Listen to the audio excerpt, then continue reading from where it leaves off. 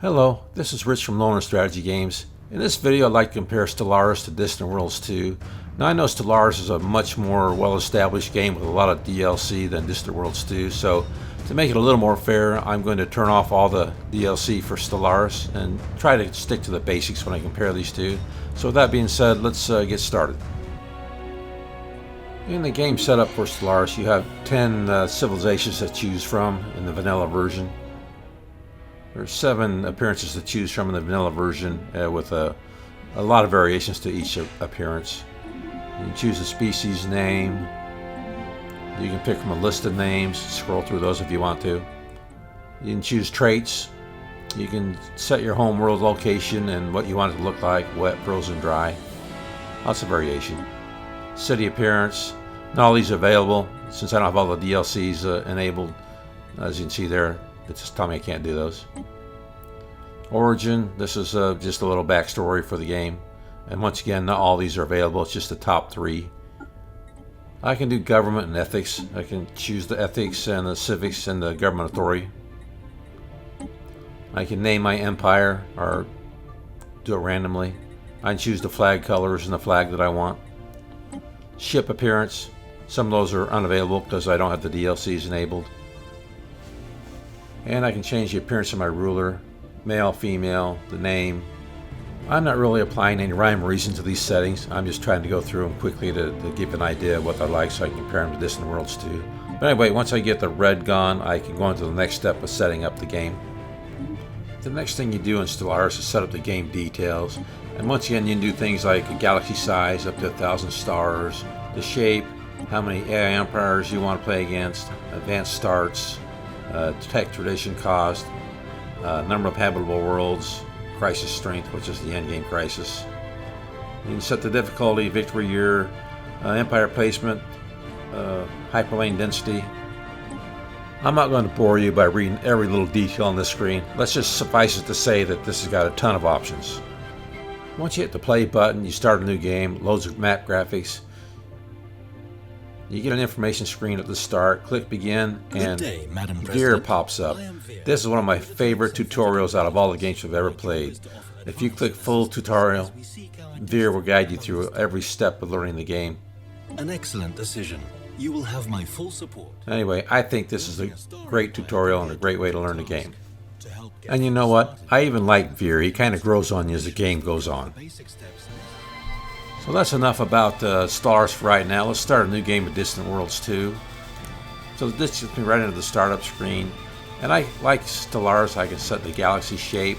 They might have a few more variations. I don't remember for sure.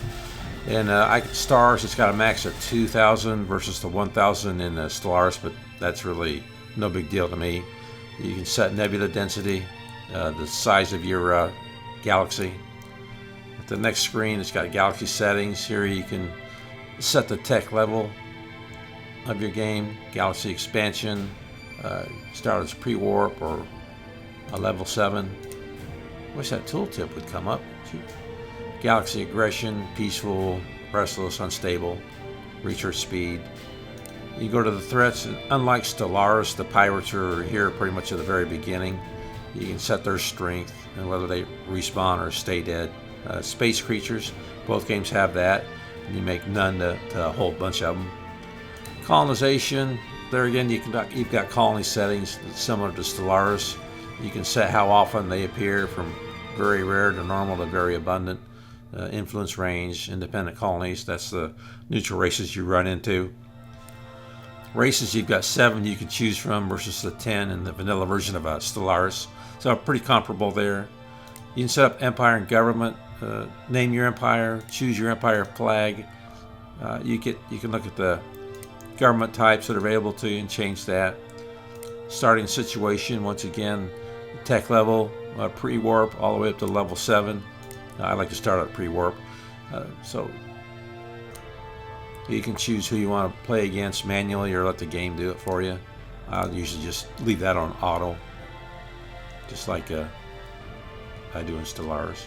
Victory conditions, this is something Stellaris really doesn't have. It's kind of like play till you're tired or till you're wiped out or whatever. And so it's almost endless. There is an ending to the game. You can set various victory conditions and events, things like that. After you're happy with everything, click Start Game. I do need to add that Stellaris does have a victory year you can set, but you can still play after that year comes around. So just a little clarification there. I also need to make one other clarification. If you go back to the game settings and set it instead of pre-warp to one of the higher numbers, then you will get interstellar travel or be able to travel between systems, and that might make exploration more interesting at the beginning of the game. I don't know, I haven't tried that yet, so that was bad on my part. And once the game starts, like Stellaris, you get an opening screen, gives you some background information on your empire. You click Let's Get Started, and this game zooms right into your home planet, your home system, where you're starting the game. Once it stops, you'll get another pop-up here, gives you some more information. So this one has a lot of it approaches the tutorial a little differently than the other game. Let me pause this. So like I can click on this, and if I want to take a tour, I can click the tour, and it does a good job of giving you details of each and every screen that's on your empire. So I like it. It's a different approach than Stellaris. I honestly like the Veer approach a little bit better because I like both the audio and visual version. This is strictly visual. In Stellaris, when you first start a game, there's some pop-up alerts that you need to take care of if you really want to get a good start to the game, and that's research. Now in Stellaris, you have 3 areas of research that you can do: physics, society, and engineering. So clicking on one of those will bring up the research screen, and I'm going to disable Veer for now, or shut him up. So to select research, I just select that. I like increasing my research at the beginning of the game, so I'm just going to blow through those real quick. What do you know? I didn't get one on this one, so I'll do my Corvette build speed instead. So that's the maintenance you do. That's the thing you have to get started with in Stellaris. Then before you unpause it, that's really all I can think of when I start a Stellaris game that I worry about it at first. In Distant Worlds 2, there's really nothing I can think of that I would need to take care of before I unpause it, because everything is fully automated, which brings me to what I think is one of the strengths of this game. So if I go into my government view, let's see where this is. Okay, down here, policy settings, advisors and automation. Everything can be automated. This will remember your last game settings, so some of these won't be what it defaults to. But you can go from fully automated to fully manual and somewhere in between. Funding levels. The game will basically play itself while you learn it. So what I like to do in this case is I will like research. I love research. I like 3 things in a game: research, the military conflict, and the exploration. In this game, what caught my fancy first was the research, so I set that to manual so I could control it. This is also another really great way to learn the game, because as you get more comfortable with it, or as you start getting a little bored and want more variety, you can take different things over. So the automation is second to none in my opinion in this game. In Stellaris, there is some automation you can set up, like planets and sectors. You can set a sector to do things like balance focus, or focus on production, or focus on manufacturing, or research. So yeah, there's some automation you can do in this game, but not nearly to the level that you can in Distant Worlds 2. So whether that's a plus or a minus for you, I don't know, but it is a major difference. Since I mentioned research in Distant Worlds 2, I'll touch on research here in Stellaris while I'm at it. Here in Stellaris, you can do 3 lines of research at the same time: physics, society, and engineering. But I'm going to change research here to show you what you typically get. In Stellaris, at the game start, you usually get 3 options. You can get a few more with some modifiers, empire modifiers, as you go along in the game, but you don't have any idea what's coming next. Although this little padlock icon will give you will tell you that this will unlock something else for you in the future. So you can't do a whole lot of planning for research in this game, which is one reason why that didn't grab me as much. It's more of the exploration part that gets me going first in this game. So anyway, big difference. There's a big difference in the research trees, and I'll show you what that looks like in Distant Worlds 2 right now. And I've talked about research in this game in other videos, but this is something I really like. Now right now I have no research projects selected because it remembers the settings from my last game, and I set that to manual. So when I go in here, there's a vast tree of research options. I'm scrolling through this pretty quickly, but weapons, troops. I mean, it seems almost endless. And there's just a whole ton of options. And this game can be set up to where it's similar to Stellaris, where you only see what the next technology is, and you can randomize technology also. In this game, you can also jump to certain sections, because otherwise this is so overwhelming you couldn't find anything. But this is a real nice, neat feature. Right now I can only research one project at a time because I only have one research lab. But as you progress, you can go up to 2, 3, 4, whatever your empire will support.